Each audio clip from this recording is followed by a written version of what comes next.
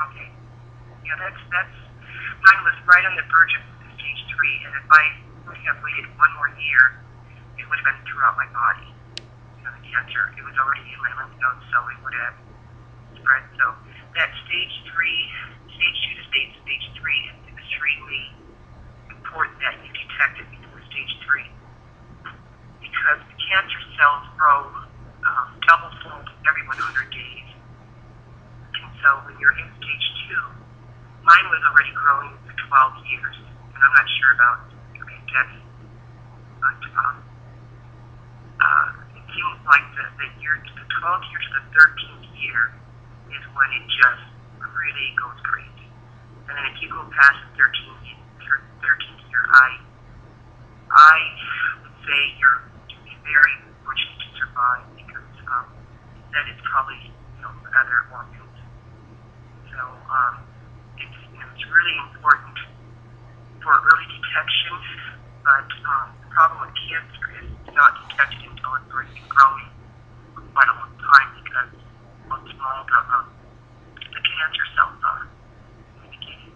If I had it detected later, I'm not sure about your Aunt Betty, but I just didn't want to go to doctors. I had a lot of bad experience with doctors.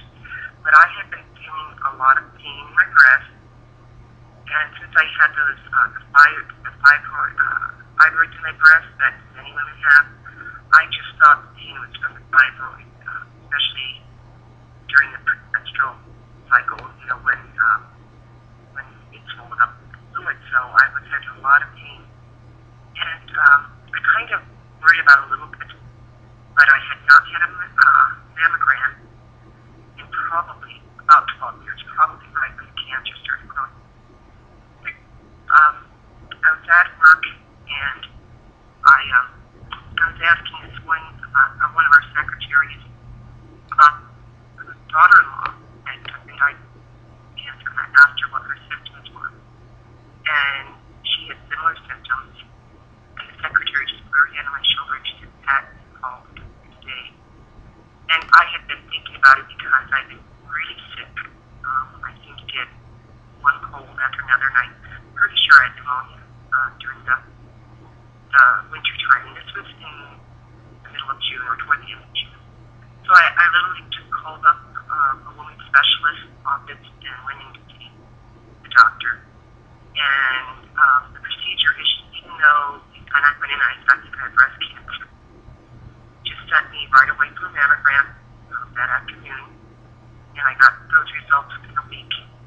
And then within 2 weeks, I was seeing doctors every day, because they have to check. They have to do the mammogram, then they do an ultrasound, and then the third step is biopsy, and then they diagnose what type of cancer you have. And they said mine was the most common, which was invasive ductal carcinoma.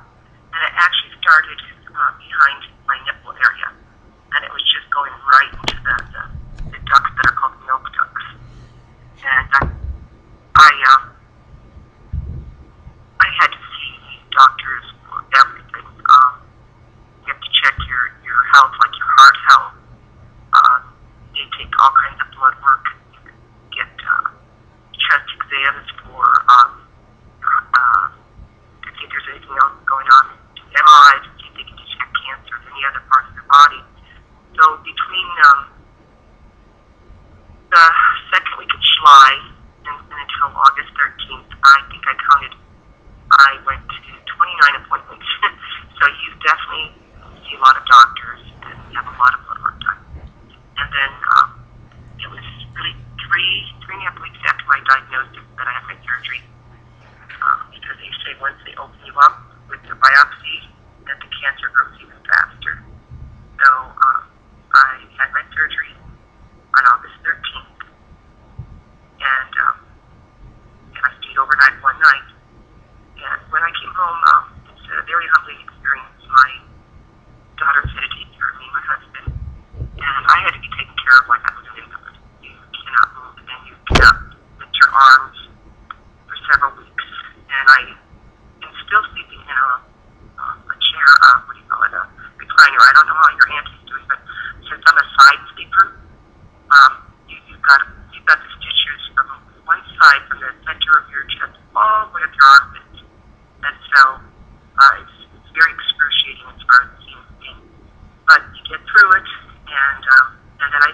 chemo.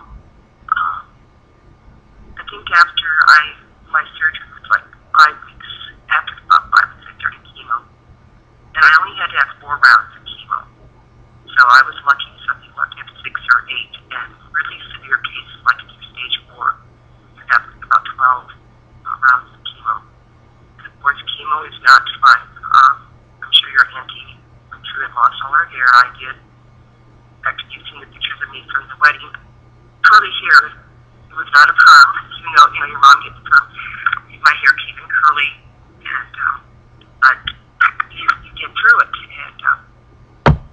And let's see, December after I had my surgery in August, chemo's all the way till the end of November, and then in December I had my implants put in. And I would have been okay, except that the swine flu was going around, and I think I caught the swine flu, so I was feverish for about a month. And then my left implant my body was rejecting it. It was almost popping through. The steam was almost popping through, so I had to have emergency surgery and have them clean it out and cut out some more skin and then sew it back up. And I was doing okay. The other thing you have to realize, they take I don't know if your auntie had it done, Aunt Debbie, but they take your nipple out too, because they said you cannot keep your nipple because that's where the cancer will start growing again. So, I had both sides done, and the reason I had the right side done was your auntie Edith, your Grandma Justine's sister, she had cancer also, and she had it in one breast, and she had one breast removed, and then later on she had it in the other breast, and she had that one removed. So I'm thinking, just get it all done all at once. And they said that a lot more women are choosing that option because they want their reoccurrence percent to be less by getting rid of both breasts. So I went through that surgery, and then in the summer, then I had what they call the nipple reconstruction. And you start wondering, well, how are they going to do that? Well, when they do the surgery, they don't always have it perfected, so they have to trim off some more skin underneath and so forth. So they take that extra skin and they form this little round shape, and they form this another round shape to go on top of it. They literally sew this around. It's it looks like a sloppy sewing job. But when it heals, it's as close as you're going to get to the nipple shape. And that was very painful, healing. Very, very painful. There's a lot of stitches. And plus, besides that, I had some more on the other sides. So you go through what they call revisions. Well, the thing about breast cancer and having implants put in, you have to be really careful about your movement and about lifting. And so when I was sitting up in my classroom in August, after a June surgery, I felt something weird on my right side. And I didn't have it diagnosed what it was until I had surgery again in October. And what I had done was, when they do a double mastectomy, they take out all your muscle, all your skin, and you're just basically, you're down to your ribs, basically. And so they had to give you donor skin, and I didn't realize that. So I had donor skin underneath the implant. But what I had done when I was trying to reach for something, I shifted that skin, it folded and started to grow into the implant and made the implant fold. So it felt like the implant was going to pop out again. It felt like it was screaming. And it was very painful, but I had to heal from my other surgery, so I had another revision surgery in October. And I think that was surgery number 5. And then they finally do the touch-up. They actually tattoo your nipples to get them to color. Well, I fell in December really hard, and I messed up my knee, but I also hit my chest, and that caused some bleeding inside on both sides and scar tissue. So the doctor just shook his head and said, "You're my worst case ever." And I need surgery on the left side again to remove scar tissue. But my first surgeon who took out the cancer, she said, "Your body can't take another surgery for a while. And just deal with the pain, and in about a year or so, cancer." So I have to behave for a year, and you feel really incompetent because I can't vacuum, I can't do heavy laundry, I can't exercise with my arms. I'm very weak. And so I have learned to do what I can, but not push it.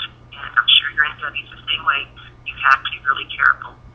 And my oldest daughter, Elizabeth, she just said, just take the implants out. You know, she said they're just more of a hassle. But, you know, when you're a woman, and especially you can picture me, I'm very heavy chested. And when you suddenly are concave instead of having anything, it's really hard to handle. And so now that they have implants covered by medical insurance, it gives you a sense of wholeness again, even though you know they're not really yours. They have, it's your own skin on there, because they save some of your skin. And it allows you